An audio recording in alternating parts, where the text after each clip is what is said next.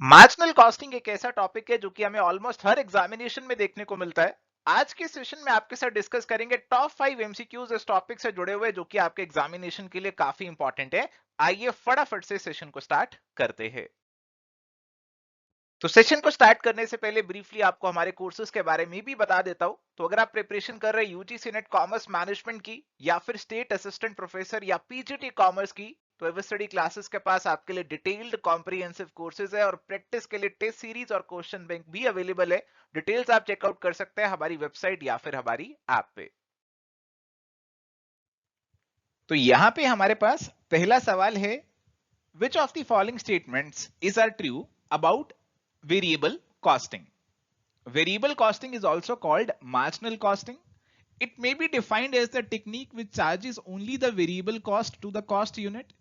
If one unit of the output of the product is increased, only the variable cost increases as the fixed cost remains constant even in the change of output level. तो variable costing के बारे में तीन statements हैं, आसान statements हैं और आपका आंसर बिल्कुल सही यहां पे होना चाहिए।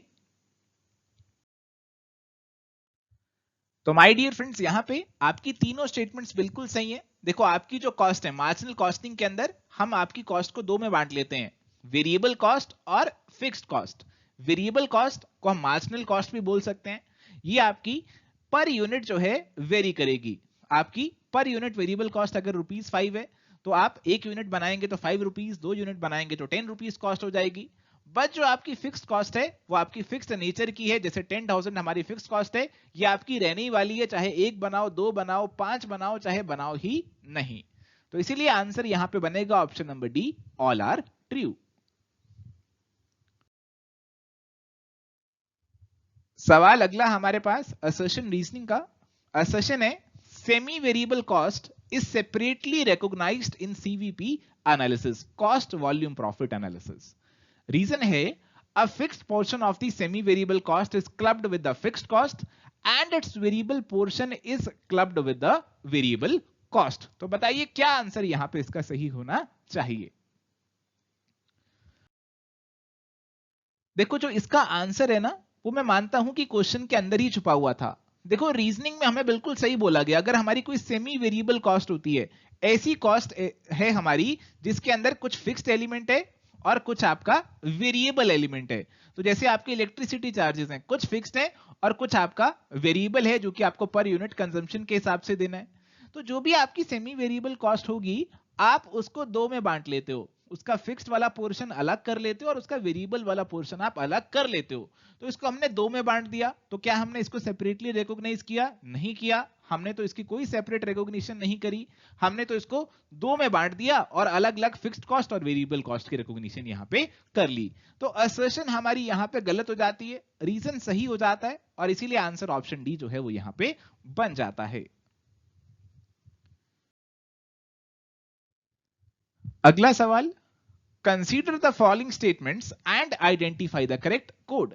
दो स्टेटमेंट्स हमें यहां पे दे रखी हैं। स्टेटमेंट 1 है, profit volume ratio PV ratio indicates the effect on profit for a given change in sales.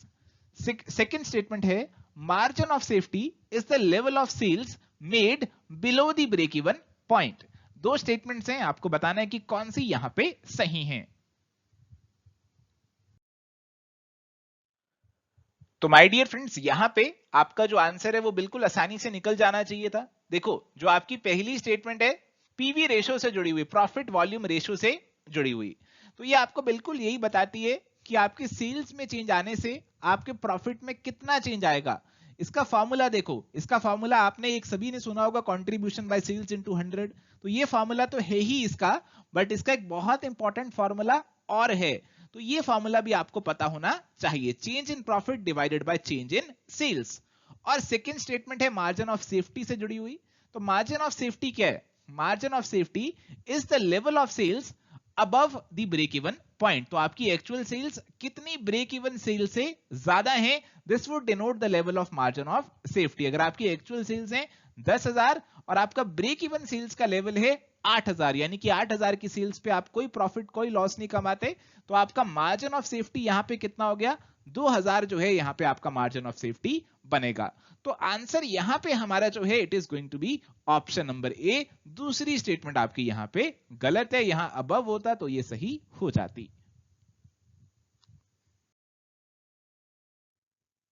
चलिए अगला सवाल हमारे पास है, थोड़ा सा सवाल देखने में बड़ा लग रहा है, चलिए कोई बात नहीं, पढ़ते हैं इसे। A company produces three products X Y and Z. Company has a limiting factor of 10,000 labor hours. Company has calculated contribution per labor hour as rupees 20 for X, rupees 50 for Y and rupees 30 for Z. Labor hour requirement per unit of X, Y and Z is 2, 1 by 2 and 2 by 3 hours respectively.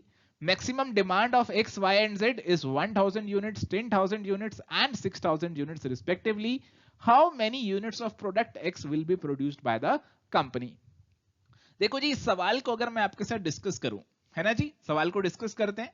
हम marginal costing में कई बार बात करते हैं की factor की, कि हमारा कोई की फैक्टर हो जाता है जिसकी बेसिकली हमारे पास शॉर्टेज है, कमी चल रही है। तो यहां पे हमें बताया गया कि लेबर जो है वो हमारे पास लिमिटिंग फैक्टर, यहां पे हमें सवाल में एक्सप्लिसिटली बता दिया और कोई दिमाग नहीं लगाना। लिमिटिंग फैक्टर है आपका लेबर आवर्स की, हमारे पास केवल 10,000 लेबर आवर्स ही हैं और पर यूनिट कंट्रीब्यूशन हमें दे रखी है। देखो तीन प्रोडक्ट्स हैं एक्स, वाई और जेड, तो हमें बताया कि पर लेबर यूनिट हमारे पास, पर लेबर आर हमारे पास कंट्रीब्यूशन कितनी कितनी है, एक्स की 20, वाई की 50 और जेड की 30। तो आप सबसे पहले किसकी डिमांड पूरी करोगे, सबसे पहले वाई की करोगे क्योंकि वहां पे सबसे ज्यादा कंट्रीब्यूशन है, फिर जेड की करोगे और फिर एक्स की करोगे। अब ये बताया गया कि लेबर आर रिक्वायरमेंट आपकी कितनी कितनी है।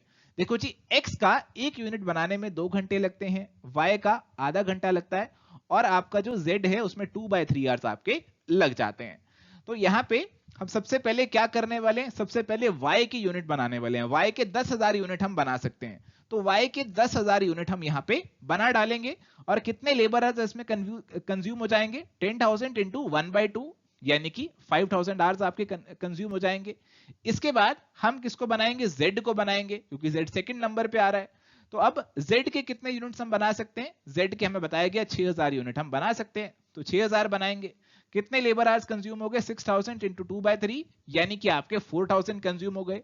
अब बचे कितने आपके पास, देखो 10,000 आपके टोटल लेबर आवर्स थे, 5,000 प्लस 4,000 कंज्यूम हो गए, बचे आपके पास कितने, बचे आपके पास 1,000 जो कि आप एक्स में लगाओगे। अब एक्स के एक यूनिट में 2 घंटे लगते हैं, आपके पास 1,000 घंटे अवेलेबल हैं, तो कितने यूनिट आप इसके बना लेंगे, बहुत ही आसान है, 1000 डिवाइडेड बाय 2 यानी कि 500 यूनिट ही आप इसके यहां पे बना पाएंगे। और इसीलिए हमारा आंसर यहां पे क्या होना चाहिए, आप समझ ही चुके हैं।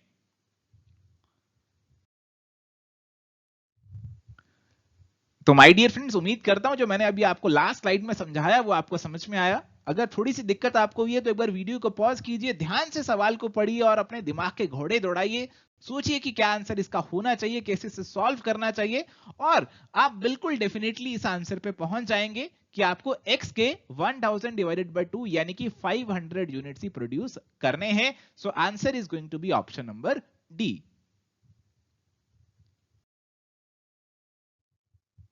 चलिए जी, सवाल है अगला हमारे पास, which of the following is not one of the assumptions underlying cost volume profit analysis? Variable cost varies with the change in the output level, whereas fixed cost remains constant even at different levels of output.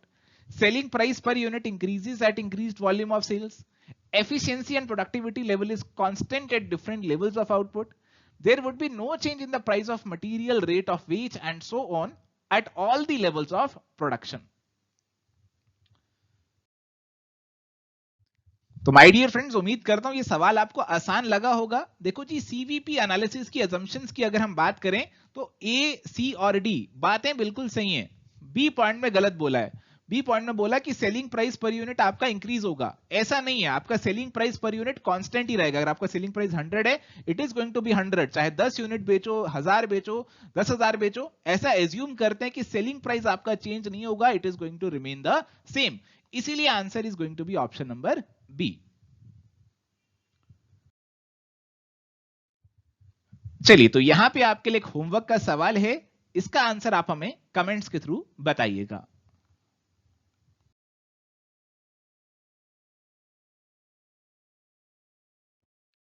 तो प्यारे दोस्तों, आज के लिए इतना ही। Do like, share and subscribe. Bye, take care, all the best.